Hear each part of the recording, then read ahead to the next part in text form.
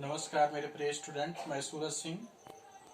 आज आपके लिए आपके उसी हिंदी लिटरेचर चैप्टर का हमारा अपना देश का उसके आगे हम लोग अगला वीडियो आपका नेक्स्ट क्वेश्चन पे लेके आएंगे। पिछला वीडियो जो मेरा था मौखिक प्रश्न पे, लिखित प्रश्न पे, मुहावरे पे, मैं इसके पहले वीडियो भेज चुका हूं और मुझे उम्मीद है कि आप सभी ने उस वीडियो को देखा भी होगा। तो उसी के आगे अब हम आते हैं अपने अभ्यास प्रश्न में। उसी चैप्टर का आपका नेक्स्ट क्वेश्चन अभ्यास प्रश्न में आपका पहला प्रश्न है, उसको हमने इस वीडियो में बताने का प्रयास किया है। आप सभी लोग मेरे इस वीडियो को लास्ट तक देखना, जिससे आपको ये अच्छे से अच्छे समझ में आ सके। तो सबसे पहला आपका है, नीचे दिए गए शब्दों के लिंग बदले। फर्स्ट क्वेश्चन आपका है, आपके बुक में क्वेश्चन लिखा हुआ है, आप सब लोग अपने बुक से अपने क्वेश्चन को देखेंगे और उसका करेक्ट आंसर यहाँ पे हमने लिखने का प्रयास किया है। आप सभी ध्यान से देखना। पहला क्वेश्चन आपका है, नीचे दिए गए शब्दों के लिंग बदलें। तो यहाँ पे देखिए आपको पुल्लिंग शब्द दिया हुआ है, इसे आपको स्त्रीलिंग में बदलना है, आपके बुक में दिया है। और यहाँ पे आपको स्त्रीलिंग शब्द दिया है, इसे आपको पुल्लिंग में चेंज करना है। तो हमने बाकायदा इसको चेंज करके आपको बताने का प्रयास किया है, आप सभी लोग ध्यान से देखना। पहला शब्द है महोदय। महोदय शब्द लिखा है, महोदय का आपको लिंग लिखना है, तो महोदय का स्त्रीलिंग होगा महोदया, जैसा कि यहाँ पे लिखा हुआ है। तो महोदय का हो गया महोदया। फिर आपका नेक्स्ट है शिष्य।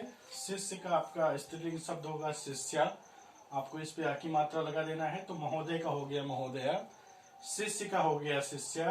फिर आपका नेक्स्ट है बाल। बाल का होगा बालिका, इस तरह से। फिर आपका बलवान शब्द है, ये इंपॉर्टेंट शब्द है, ये एग्जाम में भी पूछे जाते हैं ऐसे प्रश्न। आप हिंदी के परीक्षा में कोई परीक्षा देंगे या सामान्य ज्ञान के रूप में आपसे पूछा जाता है कि बलवान शब्द का स्त्रीलिंग क्या होगा, तो ये अच्छा क्वेश्चन है। तो बलवान शब्द का स्त्रीलिंग शब्द होगा बलवती। बलवती यहाँ पे लिखा हुआ है। फिर आपका है नेक्स्ट गुणवान। गुणवान का स्त्रीलिंग क्या होगा? गुणवान का होगा गुणवती। तो इस तरह से यहाँ पे हमने देखा जो हमारे 6 शब्द लिखे हुए हैं, 5-6 शब्द, इनका अब हमें स्त्रीलिंग बनाना है। तो महोदय का महोदया, शिष्य का शिष्या, बाल का बालिका, बलवान का बलवती और गुणवान का गुणवती शब्द हो गया। फिर नेक्स्ट आपका है स्त्रीलिंग। स्त्रीलिंग शब्द दिया हुआ है, इससे हमें स्त्रीलिंग से पुल्लिंग में बनाना है। इसके पहले मुझे पुल्लिंग से स्त्रीलिंग बनाना था, लेकिन यहाँ पे हमें स्त्रीलिंग शब्द से पुल्लिंग बनाना है। तो मान लीजिए यहाँ पे स्त्रीलिंग शब्द लिखा है मालिन।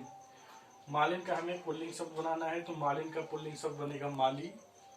फिर नेक्स्ट है अभिनेत्री। अभिनेत्री मतलब जिसको हम लोग अंग्रेजी में फिल्मों में हीरोइन होती है, उसको हिंदी में हम लोग अभिनेत्री बोलते हैं।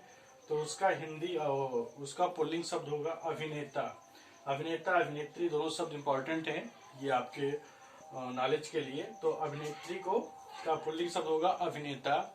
फिर नेक्स्ट आपका है पंडिताइन शब्द लिखा है, इसका पुल्लिंग लिखना है, तो इसका पुल्लिंग होगा पंडित। ठीक है, पंडिताइन का पुल्लिंग होगा पंडित। फिर नेक्स्ट नीचे लिखा है चौधराइन। चौधराइन का होगा चौधरी।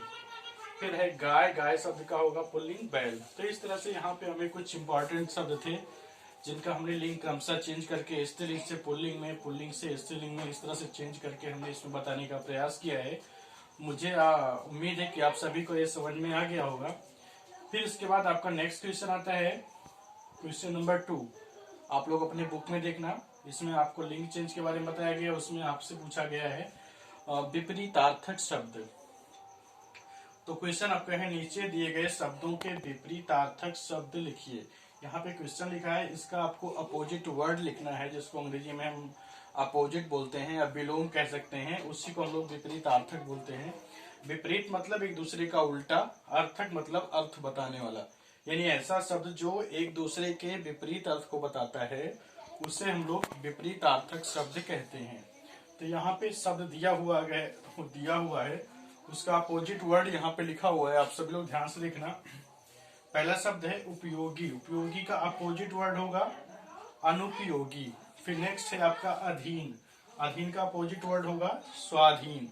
ठीक है, अधीन मतलब किसी के गुलाम होकर काम करना, और स्वाधीन मतलब आप स्वतंत्र हैं, किसी गुलाम नहीं है। उपयोगी का एक जो उपयोग वाली चीज है, और अनुपयोगी का मतलब जो चीज उपयोग में नहीं है बल्कि उपयोग से बाहर है। फिर आपका नेक्स्ट वर्ड है कृत्रिम। कृत्रिम मतलब होता है, कृत्रिम का अभिप्राय होता है कि जो चीज मानव निर्मित है, जिन चीजों का निर्माण मनुष्य ने किया है, उससे हम लोग कृत्रिम बोलेंगे। और स्वाभाविक का मतलब होता है जो चीज भगवान के द्वारा बनाई गई है, प्रकृति के द्वारा बनाई गई है, वो होती है स्वाभाविक। फॉर एग्जाम्पल, जैसे हम अगर किसी गाड़ी को लेते हैं, मान लीजिए ट्रेन है, बस है, तो ये सब इंसानों ने बनाया, इसलिए इसको हम लोग कृत्रिम वस्तु बोलेंगे। लेकिन नदी, पहाड़, पर्वत, झरने, ये सब स्वाभाविक हैं, अर्थात इसके निर्माण अपने आप हुआ है, भगवान ने किया है, प्रकृति ने किया है, तो उसको हम लोग स्वाभाविक बोलेंगे। तो आपका कृत्रिम का अपोजिट वर्ड होगा स्वाभाविक। फिर नेक्स्ट आपका है कृतज्ञ। कृतज्ञ, कृतघ्न, ये दोनों सब बहुत इंपॉर्टेंट है, परीक्षा में भी पूछे जाते हैं। आप आगे चल के ही पढ़ेंगे प्रतियोगिता परीक्षाओं में, तो उसमें भी आपसे इस वर्ड पूछे जाएंगे। फिर नेक्स्ट आपका है कृतज्ञ। कृतज्ञ का मतलब होता है ऋण, यानी कृतज्ञ किसी के उपकार को मानने वाला। आपका किसी ने उपकार किया, आप उसके उपकार को मानते हैं, तो उसको हम लोग बोलेंगे कृतज्ञ।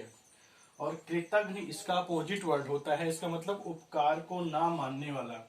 यानी किसी ने आपका उपकार किया और आप उस उपकार को ना माने, तो उसको हम लोग बोलेंगे कृतघ्न। तो इस तरह से कृतज्ञ का अपोजिट वर्ड होगा कृतघ्न।